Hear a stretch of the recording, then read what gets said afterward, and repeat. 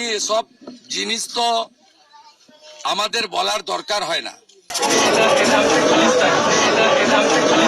শুভেন্দু অধিকারী কিছুই বলেন না কাউকে, মাঝে মাঝে বলে ফেলেন লুঙ্গি বাহিনী। তো দেখুন, জসপ্রীত সিং অর্থাৎ পাগড়িধারী আইপিএস কে খালিস্তানি।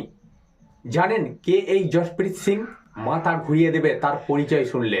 খালিস্তানি মন্তব্য নিয়েই সরগরম বঙ্গ রাজনীতি, ক্রমশই চড়ছে রাজনীতির পারদ। জানুয়ারির পর অর্থাৎ চলতি মাসের শুরুতেই ফের জ্বলে ওঠে সন্দেশখালী। মঙ্গলবার সন্দেশখালী যাওয়ার পথে রাজ্যের বিরোধী নেতা অর্থাৎ শুভেন্দু অধিকারীকে বাধা দেয় রাজ্য পুলিশ।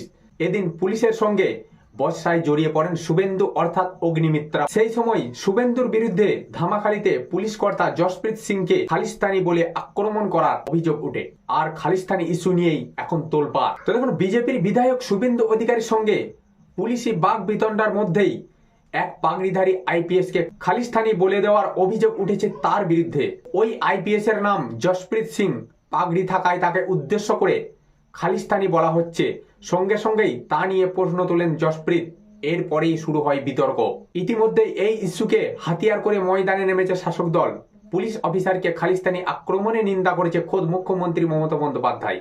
যদিও নিজের বিরুদ্ধে ওঠা অভিযোগ সম্পূর্ণভাবে অস্বীকার করেছেন শুভেন্দু অধিকারী। শুধু তাই নয়, 24 ঘন্টার মধ্যে অভিযোগের সত্যতা প্রমাণ করতে পারলে আইনি ব্যবস্থা নেওয়ারও হুঁশিয়ারি দেন বিরোধী দলনেতা শুভেন্দু অধিকারী। শুভেন্দুর দাবি, আমি বা আমার দলের কেউ কোনো ধর্মকে আক্রমণ করে কিছু বলেনি। কিন্তু মাঝে মাঝে শুভেন্দু অধিকারী বলে ফেলেন লুঙ্গি বাহিনী। শুভেন্দু অধিকারী তো কিছুই বলেন না, সেটা তো সবাই জানেন যে কিচ্ছু বলেন না। মাঝে মাঝে খালি বলে ফেলেন লুঙ্গি বাহিনী। আগামী দিনেও কখনো এরকম কিছু ঘটবে না। শুভেন্দু অধিকারী প্রতিজ্ঞা করেছেন আগামী দিনেও কোনোদিন এরকম কিছু ঘটবে না। আমরা গুরু নানকজিকে প্রণাম করি, শিখ ধর্মকে সম্মান করি। বরং শুভেন্দুর পাল্টা দাবি, পুলিশ অফিসার চিৎকার করে আসলে মুখ্যমন্ত্রী সুনজরে আসতে চেয়েছেন। আসলে শুভেন্দু অধিকারী বলতে চেয়েছেন যে জসপ্রীত সিং চিৎকার করেছেন তার একটাই কারণ, মুখ্যমন্ত্রীর নজরে আসার জন্য। আর শুভেন্দু অধিকারী কোনোদিন তো কিছু কাউকে বলেন না, চুপ থাকেন, মাঝে মাঝে খালি লুঙ্গি বাহিনী বলেন। তবে দর্শকবৃন্দ, এখন প্রশ্ন হচ্ছে, যাকে নিয়ে এত বিতর্ক সেই জসপ্রীত সিং আসলে তিনি কে? জানা গিয়েছে এর আগে ইসলামপুর জেলার পুলিশ সুপার ছিলেন জসপ্রীত সিং। উত্তরবঙ্গে শিলিগুড়ি পুলিশ কমিশনারেটের বিশেষ টাস্ক ফোর্সেও কাজ করেছেন এই জসপ্রীত সিং। অর্থাৎ এই জসপ্রীত সিং বিধাননগর জোনের ডেপুটি কমিশনার ছিলেন।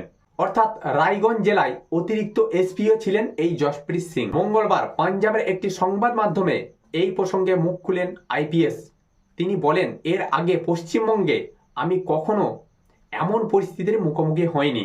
একজন নির্বাচিত জনপ্রতিনিধির কাছ থেকে এমন অসংসদীয় শব্দ আমি কখনো শুনিনি। শুভেন্দু অধিকারী যখন ধামাখালীতে পৌঁছায় তখন সেখানে 144 ধারা ছিল। ফলে তারা সন্দেশখালীতে ঢুকতে পারবে কিনা তা নিয়ে আলোচনা চলছিল। সেই সময় হঠাৎ একজন আমাকে দেখে খালিস্তানি শব্দটি ব্যবহার করেছিলেন। আমিও তার জবাব দিই। আমার পাগড়ি দেখে এমন কুমন্তব্য করা অসংসদীয় ও ভারতীয় দণ্ডবিধিতে বেআইনি। এদিকে ঘটনার পরই মঙ্গলবার অর্থাৎ সংবাদ মাধ্যমের মুখোমুখি হয়ে এডিজি দক্ষিণবঙ্গ সুপ্রীতম সরকার বলেন, পুলিশ অফিসার জসপ্রীত সিংকে খালিস্তানি বলে আক্রমণ করেছেন বিরোধী দলনেতা অর্থাৎ শুভেন্দু অধিকারী। বিরোধী দলনেতা এমন কোনো মন্তব্য করতে পারেন না যা একটি বিশেষ সম্প্রদায়ের ভাবাবেগকে আঘাত করে। এই মন্তব্যের পরিপ্রেক্ষিতে আইনি যা যা ব্যবস্থা নেওয়ার নেব। অর্থাৎ খালিস্তানি মন্তব্যের জেরে ক্ষোভে ফুঁসছে গোটা শিখ সম্প্রদায়। মঙ্গলবারের পর বুধবারেও রাজ্য বিজেপি দপ্তরের বাইরে বিক্ষোভ দেখান শিখ সম্প্রদায়ের বহু মানুষ। অর্থাৎ খালিস্তানি মন্তব্যের জন্য প্রধানমন্ত্রী নরেন্দ্র মোদী এবং স্বরাষ্ট্রমন্ত্রী অমিত শাহের ক্ষমা চাওয়ার দাবি তুলেছেন শিখ সম্প্রদায়ের বহু মানুষ। অর্থাৎ গোটা শিখ সম্প্রদায় একটা ঝাঁপিয়ে পড়েছে। একটা জনপ্রতিনিধি হয়ে, বিরোধী দলনেতা হয়ে এইরকম মন্তব্য কেন করলেন?